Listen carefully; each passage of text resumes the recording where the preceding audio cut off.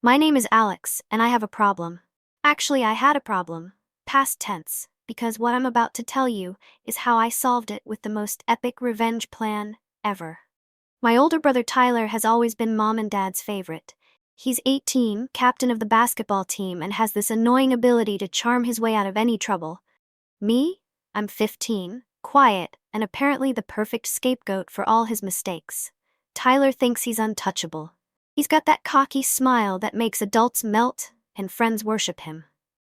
But here's the thing about golden boys. They fall the hardest when their shine gets tarnished.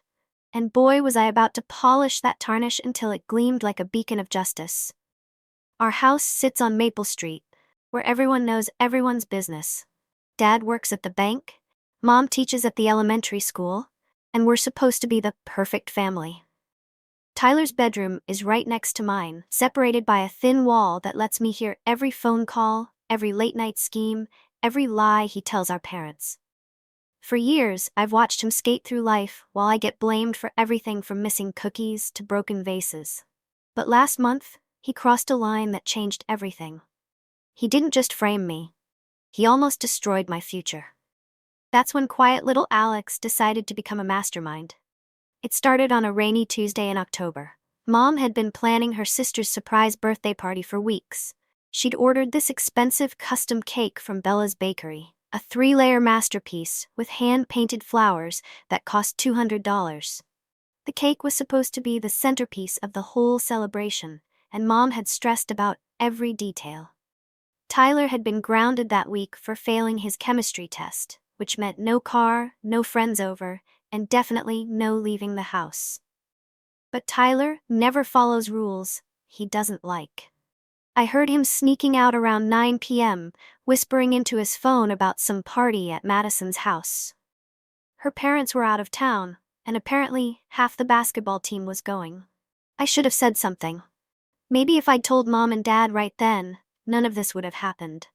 But I'd learned long ago that tattling on Tyler only made my life worse. He had ways of getting back at me that our parents never saw coming. So I stayed quiet, did my homework, and went to bed. The next morning, I woke up to Mom's scream echoing through the entire house. It was the kind of scream that makes your blood freeze and your stomach drop. I jumped out of bed and ran downstairs, finding Mom standing in the kitchen, staring at the refrigerator with tears streaming down her face. The cake was destroyed. Not just damaged, completely ruined. Someone had opened the box and smashed their fist right through the middle layer. Frosting and cake crumbs were everywhere, mixed with what looked like... Was that beer? The smell hit me immediately. Someone had poured alcohol all over Mom's precious cake, turning it into a soggy, stinking mess. What happened? Dad demanded, appearing in his bathrobe with that dangerous look in his eyes. Tyler stumbled in behind him, hair messy, still in yesterday's clothes. He took one look at the cake and his face went pale, but he recovered quickly. That's Tyler's superpower, thinking fast when he's in trouble. "Oh no," Tyler said, putting on his best concerned voice. "Mom, I'm so sorry. I saw Alex sneaking around the kitchen last night. I thought he was just getting a midnight snack, but..." He trailed off, shaking his head like he couldn't believe what he was seeing. My mouth fell open. "What? I didn't do this. I was asleep." But Tyler was already building his lie. I heard him on the phone with his friends, talking about some stupid prank. I should have stopped him. He looked genuinely upset, like he was disappointed in me. The guy should win an Oscar. Mom's devastated expression turned to fury as she looked at me. Dad's hands clenched into fists. And Tyler? Tyler had that tiny smirk hiding behind his fake concern, the one only I could see. "Alex, how could you?" Mom's voice cracked with disappointment that cut deeper than any yelling could. "Do you have any idea what this means? The party is tonight. Your aunt is flying in from Seattle. Everyone will be there, and now..." She gestured helplessly at the ruined cake. I tried to defend myself, but everything I said sounded like excuses. "I didn't do this. Tyler, tell him the truth." But Tyler just shook his head sadly, like he was protecting me from myself. "I wanted to cover for you, Alex, but this is too much," he said. "I can't lie to Mom and Dad anymore." The worst part wasn't even the punishment. Dad grounded me for a month and made me pay for a replacement cake from my savings. Money I'd been collecting for a new gaming setup. But what really stung was the look in Mom's eyes. She'd always trusted me. I was the responsible one, the one who never caused trouble. Now she looked at me like I was a stranger. Tyler got praised for trying to protect me and for finally doing the right thing. Our parents actually thanked him for his honesty. I watched him soak up their approval while I stood there, branded as the family disappointment. That night, lying in bed with my phone and computer taken away, I heard Tyler through the wall.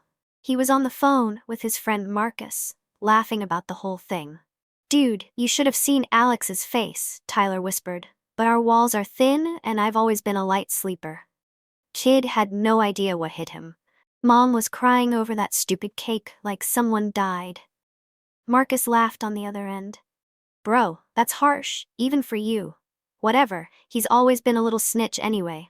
Remember when he almost told Mom about the time I took her car? Kid needs to learn to keep his mouth shut." My blood boiled. I pressed my ear against the wall, wanting to hear every word. "So what really happened to the cake?" Marcus asked. Tyler's voice got quieter, more careful. "Madison's party got crazy. I might have brought some friends back here around midnight. We were pretty wasted, and someone thought it would be funny to mess with the cake. Things got out of hand." "And you just let Alex take the fall?" "She's 15, Marcus. She'll get over it. I'm a senior. One more screw-up and I lose my scholarship opportunities. Besides, Mom and Dad expect this stuff from her now anyway." That last line hit me like a punch to the gut. They expected this from me now? I'd never done anything wrong in my life, but one lie from Tyler had completely changed how my parents saw me. I lay there in the dark, anger burning in my chest like acid. Tyler had destroyed something precious to Mom, blamed me for it, and thought it was hilarious. For the first week of my grounding, I did what Tyler expected. I moped around the house, complained about the unfairness, and generally acted like a typical angry teenager. But inside, my mind was working differently than it ever had before. I wasn't just mad, I was calculating. Tyler's weakness had always been obvious to me, even if our parents couldn't see it. He cared more about his image than anything else. His entire identity was built on being the perfect son, the star athlete, the guy everyone looked up to. If I could crack that image, really shatter it, he'd feel pain worse than any grounding. But I couldn't just expose him directly. Tyler was too smooth, too good at turning situations around. Plus, if I went to our parents with accusations, they'd probably think I was making things up for revenge. I needed proof, and I needed a plan that would make the truth undeniable. The first step was research. Tyler thought he was so clever, but he made one crucial mistake. He underestimated me. While he was busy being the golden child, I'd been watching, learning, collecting information. I knew his schedule, his friends, his passwords, and most importantly, his secrets. See, Tyler keeps a journal. Not the Dear Diary kind, but a notes app on his phone where he records things he wants to remember. Parties, girls he's interested in, even illegal stuff he doesn't want to forget. He thinks it's protected, but I'd watched him type his password dozens of times. Getting into Tyler's phone wasn't as hard as you might think. He's careless with it, always leaving it charging in the kitchen or bathroom. Plus, I'd seen him unlock it enough times to know his pattern. While he was in the shower one morning, I had my chance. My hands shook as I swiped through his notes app. There it was, buried in a file called Random Thoughts, a detailed account of that night. Tyler had written it like a story, probably thinking it was funny. Epic night at Madison's. Brought Jake, Marcus, and Dev back to the house around 12:30. Mom's cake looked so fancy sitting there, and Dev dared me to mess with it. One thing led to another. And boom, cake explosion. Cleaned up most of the evidence but had to think fast when Mom found it. Good thing Alex is such an easy target. Kid's too honest for his own good. He'd even included details about pouring beer on the cake to make it smell worse, and how he'd practiced his concerned brother speech in the mirror. Reading it made me sick, but it also gave me exactly what I needed. I screenshot everything, emailed it to myself from a temporary account, then deleted the email from his sent folder. Tyler would never know I'd been there. But the notes weren't enough. I needed more evidence, and I needed a way to make sure Tyler couldn't talk his way out of it. The next phase of my plan required patience. Tyler's biggest weakness wasn't just his ego, it was his need to brag. He couldn't keep a secret if it made him look cool, especially around his teammates. Basketball season was starting, which meant team bonding events, parties, and lots of opportunities for Tyler to run his mouth. I started paying more attention to his conversations, not just the ones I overheard through the wall, but the ones that happened around me. Tyler had gotten so comfortable with his lies that he barely noticed me anymore. I was just background noise, the disappointing little brother who wasn't worth worrying about. That's how I learned about the team sleepover at Coach Williams's house. It was a tradition.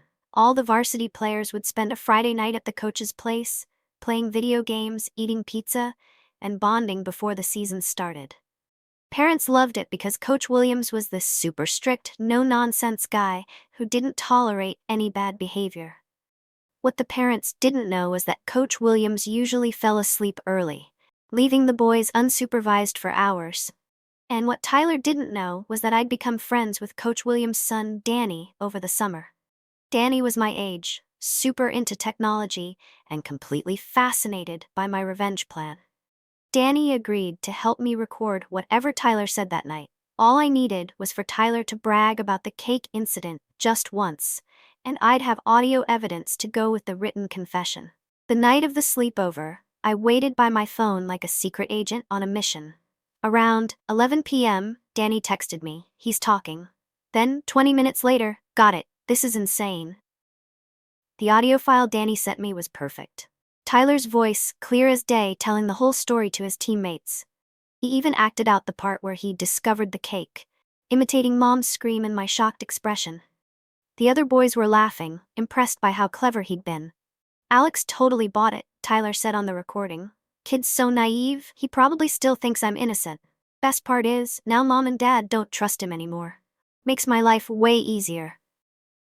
One of his teammates asked if he felt bad about it, and Tyler's response made my stomach turn.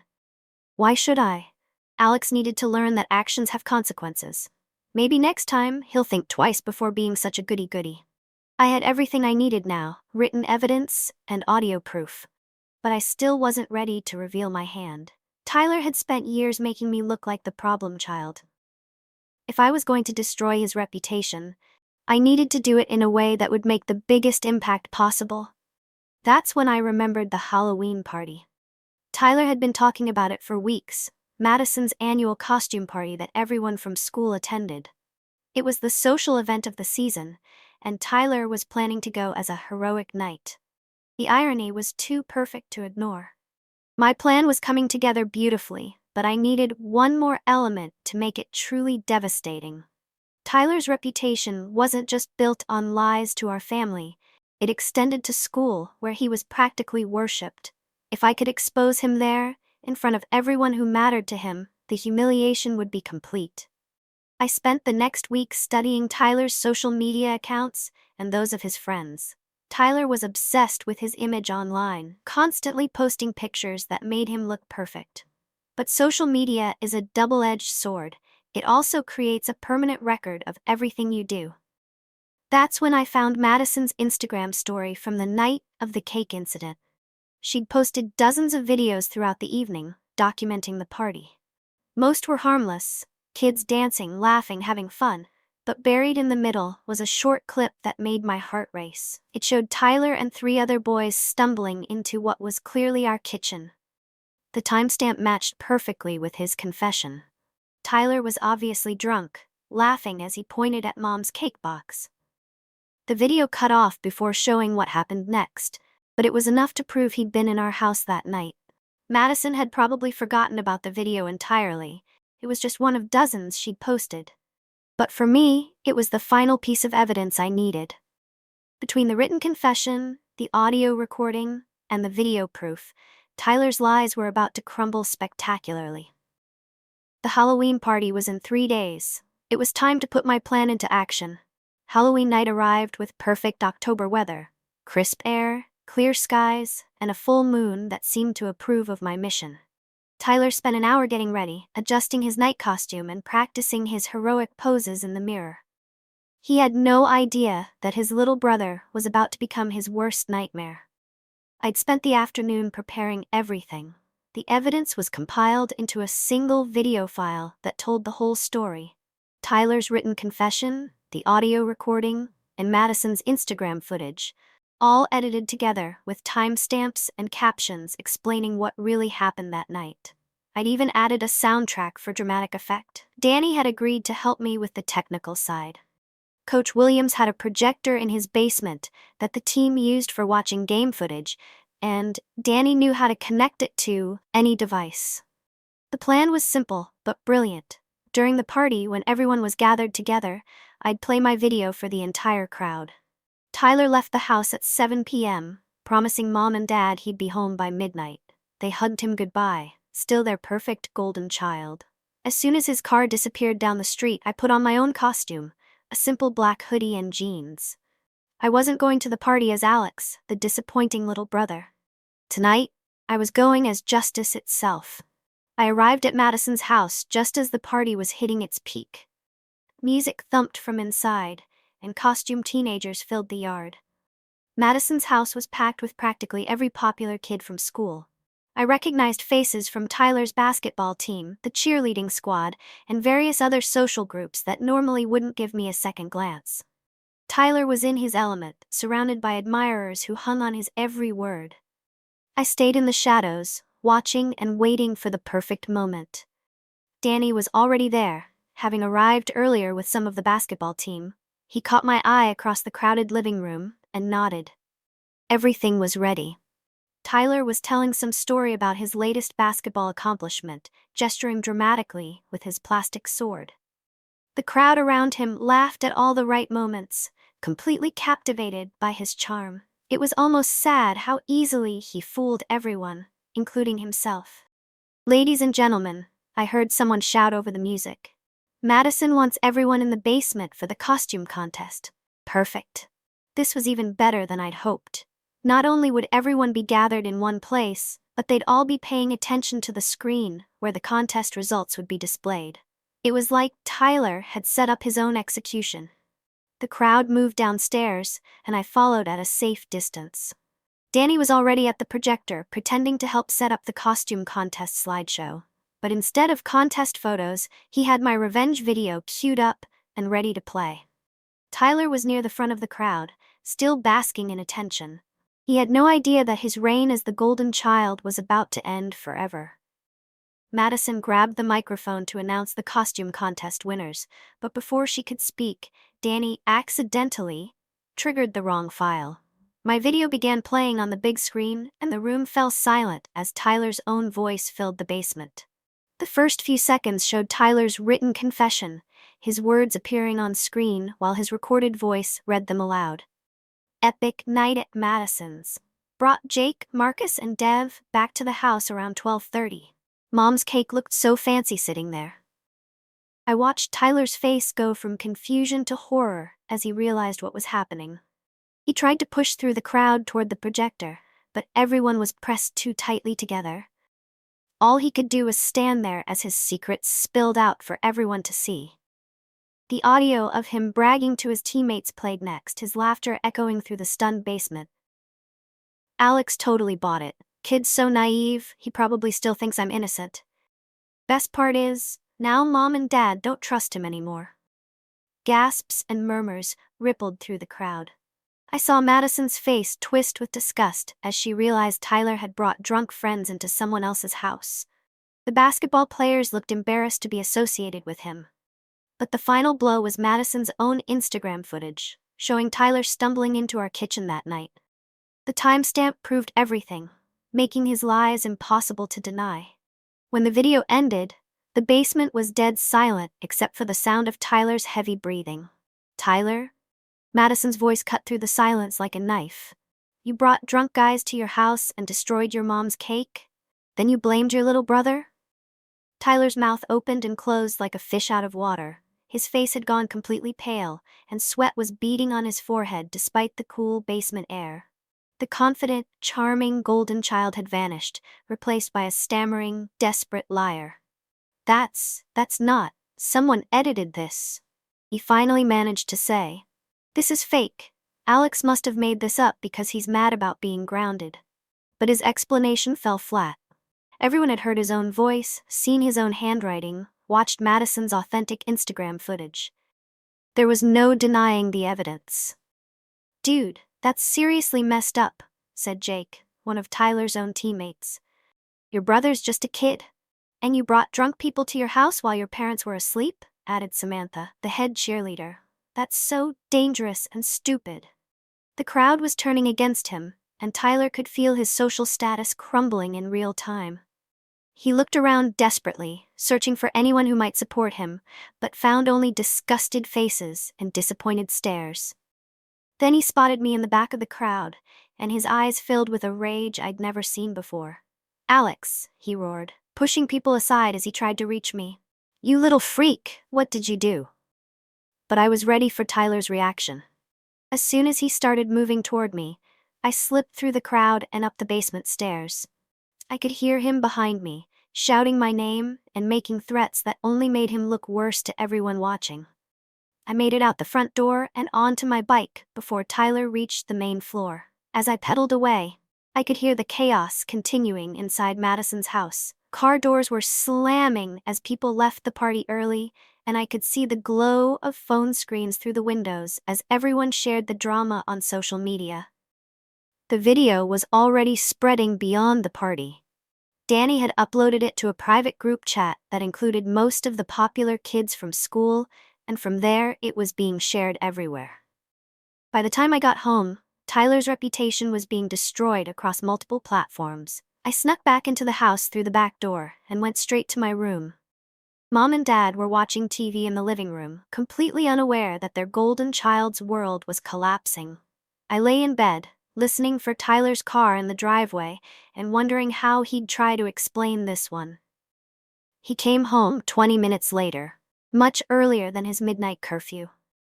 I heard the front door slam, followed by urgent whispers from the living room, then footsteps on the stairs, and Tyler's bedroom door slamming hard enough to shake the wall between us. My phone was buzzing with notifications. Word was spreading fast, and people were reaching out to tell me they were sorry for doubting me. Sunday morning brought the reckoning I'd been waiting for. I woke up to raised voices downstairs. Mom and Dad were arguing with Tyler in the kitchen. Apparently, several parents had called our house that morning after seeing the video online. I crept to the top of the stairs and listened as Tyler tried desperately to control the damage. But his usual charm wasn't working this time.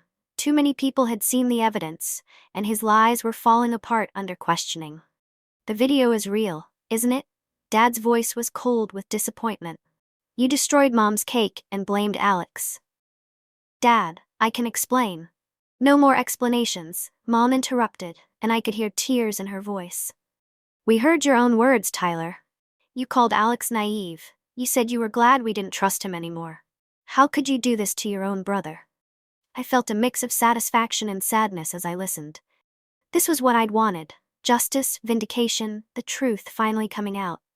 But hearing Mom cry still hurt, even if it wasn't my fault this time. Tyler tried several different stories, but each one contradicted the evidence. Finally, he broke down and admitted everything, sobbing as he confessed to the cake destruction, the lies, and the deliberate framing. But even then, he tried to minimize his actions and shift blame. "Alex has always been jealous of me," he said through his tears. "He wanted to make me look bad." That's when I decided to make my entrance. I walked into the kitchen wearing my pajamas, looking like I'd just woken up naturally. Tyler's eyes were red from crying, and Mom and Dad looked like they'd aged 10 years overnight. "Morning," I said casually, grabbing a glass of orange juice. "Everything okay?" Tyler stared at me with a mixture of hatred and grudging respect. He knew I was behind the video, but he couldn't prove it. And even if he could, it wouldn't matter now. The truth was out, and everyone knew who the real liar was. "Alex," Mom said softly, "we owe you an apology, a big one." I shrugged, playing it cool. "It's okay, Mom. I knew you'd figure out the truth eventually." Dad cleared his throat. "Your grounding is over, effective immediately, and we'll get your gaming money back from Tyler's college fund." Tyler's head shot up. "What? Dad, that's not fair." "Fair?" Dad's voice was dangerously quiet. "You want to talk about fair after what you did to your brother? After the lies you told us? What followed was the most satisfying conversation of my life. Tyler's punishments were severe and perfectly fitting. He was grounded until Christmas, lost all car privileges, had to pay for the original cake from his own money, and was required to publicly apologize to me on social media. But the best part was watching him realize that his reputation at school was completely destroyed. Monday morning at school was everything I'd hoped for and more. The video had spread far beyond our small social circle, becoming the talk of the entire school. Teachers had heard about it, parents were discussing it, and Tyler's status as the golden child was permanently shattered. I walked through the hallways with my head held high for the first time in years. Students who had never spoken to me before came up to say they were sorry for believing Tyler's lies. Some even asked for my autograph, calling me a genius and a legend. Tyler, meanwhile, was getting the cold shoulder from everyone. His basketball teammates were embarrassed to be associated with him. The popular kids who used to worship him now whispered behind his back. Even his closest friends were keeping their distance, afraid that his toxic reputation would rub off on them. At lunch, I sat with Danny and a group of kids who appreciated my technical skills and strategic thinking. We talked about coding, revenge plots, and all the things Tyler had never cared about. For the first time, I felt like I belonged somewhere. Tyler sat alone at what used to be the popular table, pushing food around his plate, and trying to ignore the stares and whispers. Every few minutes, someone would walk by and make a comment about the video or ask him how it felt to be exposed as a liar. The basketball coach had even called Tyler into his office to discuss his behavior. While Tyler wasn't kicked off the team, he lost his captain position and had to write apology letters to everyone affected by his actions. The consequences kept rolling in throughout the week. Tyler's college recruitment letters slowed to a trickle as word spread about his character issues. Several scouts who had been interested in him specifically asked about the video incident during their calls with Coach Williams. At home, the family dynamic had completely shifted. Mom and Dad now came to me for honest opinions and advice, while they watched Tyler with suspicious eyes. Every story he told was fact-checked, every excuse was questioned, and every request was scrutinized. Tyler tried to regain some ground by being extra helpful around the house, but it was too little, too late. Our parents had finally seen his true nature, and trust doesn't grow back quickly once it's been shattered. The best part was dinner conversations. For years, Tyler had dominated every meal with stories about his achievements and adventures. Now he sat quietly while Mom and Dad asked me about school, my friends, and my plans for the future. "Alex has been working on a really interesting computer program," Mom would say, beaming with pride. "Tell Dad about the coding project." Tyler would watch these interactions with barely concealed jealousy, finally understanding what it felt like to be the overlooked sibling. The role reversal was complete, and he was powerless to change it. Tyler had created this situation with his years of lies and manipulation. Now, he was reaping what he'd sowed, and it was beautiful to watch. 2 weeks after Halloween, Tyler finally attempted to confront me directly. He cornered me in my room one evening, closing the door behind him with a determined expression. "I know it was you," he said quietly. "The video, the timing, all of it. You planned this whole thing." I looked up from my homework, meeting his gaze calmly. "Prove it." Tyler's jaw clenched with frustration. "You think you're so smart, don't you? But you've made a big mistake, Alex. You don't know what you've started." "Actually, I didn't start anything," I replied, turning back to my textbook. "You started it when you destroyed Mom's cake and blamed me. I just finished it." "This isn't over," Tyler warned, but his voice lacked its usual confidence. The golden child was learning that empty threats don't work when you have no power to back them up. "Yes, it is," I said simply. "Everyone knows who you really are now. The only question is whether you're going to learn from this or keep making the same mistakes." Tyler stood there for a long moment, probably trying to think of some clever comeback or intimidating response. But we both knew the truth. His reign of terror was over, and I'd won this war decisively. He left my room without another word, and I smiled as I returned to my homework. Justice had been served, and it tasted even sweeter than I'd imagined. The weeks that followed were like living in a completely different family. Tyler's arrogance slowly melted away as the reality of his situation sank in. His friends had moved on without him, his college prospects were damaged, and his parents no longer trusted him. Meanwhile, my life improved in ways I'd never expected. Teachers who had always seen me as Tyler's little brother began recognizing my individual talents. I joined the computer club, made new friends, and even got asked to the winter dance by a girl who said she admired my intelligence and creativity. Mom started showing my report cards to her teacher friends, bragging about my grades and potential.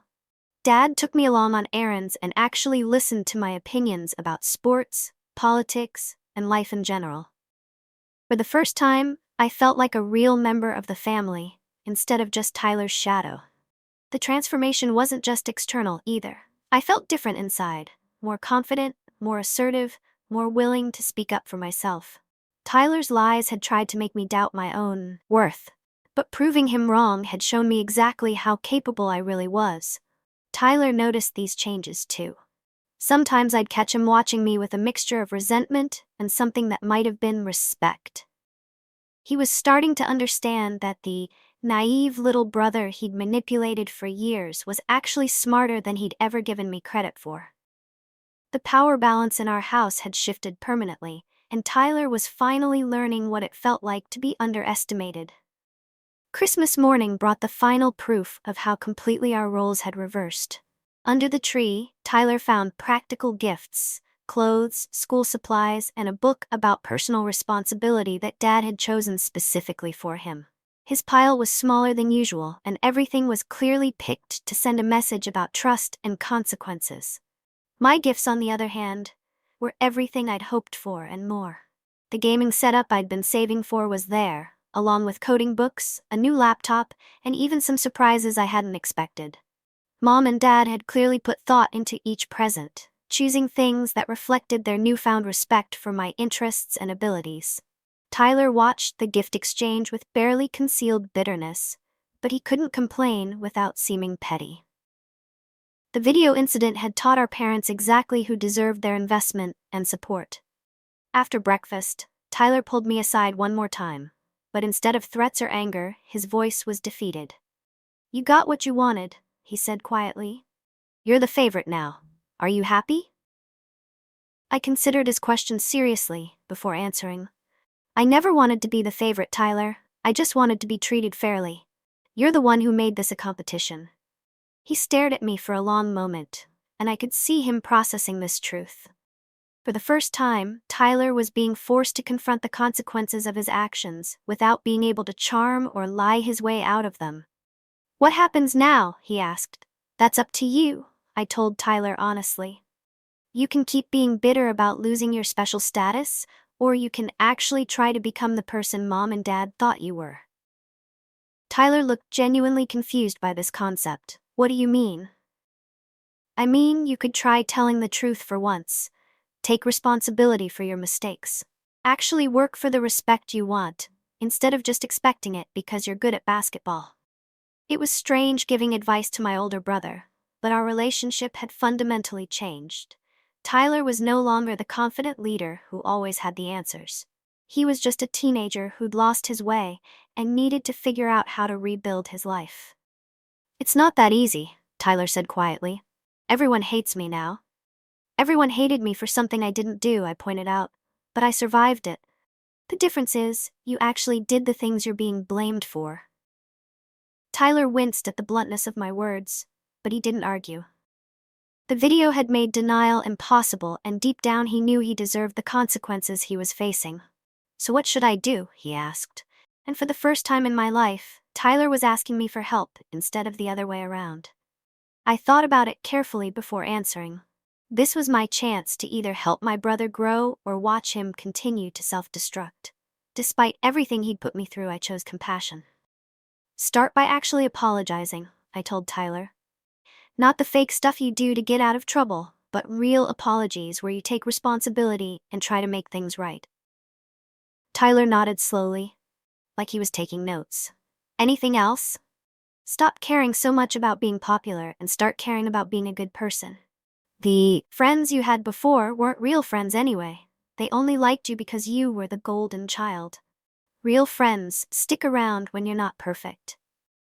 Over the following months, Tyler slowly began to change. It wasn't easy, and there were setbacks, but he started making genuine efforts to improve himself. He apologized to Mom and Dad not just for the cake incident, but for years of taking their trust for granted. He apologized to me too, acknowledging the pain he'd caused and admitting that he'd been jealous of my natural honesty and integrity. It was awkward at first, but gradually we began building a real relationship based on mutual respect instead of dominance and fear. Tyler even started tutoring younger kids in basketball, using his skills to help others instead of just boosting his own ego. He joined a volunteer program at the local animal shelter and discovered that helping others felt better than being worshipped by fake friends. By the time graduation rolled around, Tyler had become someone our family could genuinely be proud of. Not because he was the star athlete or the popular kid, but because he'd learned from his mistakes and grown into a decent human being. Looking back now, I realize that exposing Tyler's lies was about more than just revenge. It was about truth, justice, and proving that actions have consequences, regardless of how charming or popular you are. Tyler learned that reputation built on lies will always crumble eventually. I learned that standing up for yourself, even against someone bigger and more powerful, is not only possible, but necessary. Our parents learned to look beyond surface appearances and really see their children for who they are. The video incident became legendary at our school, but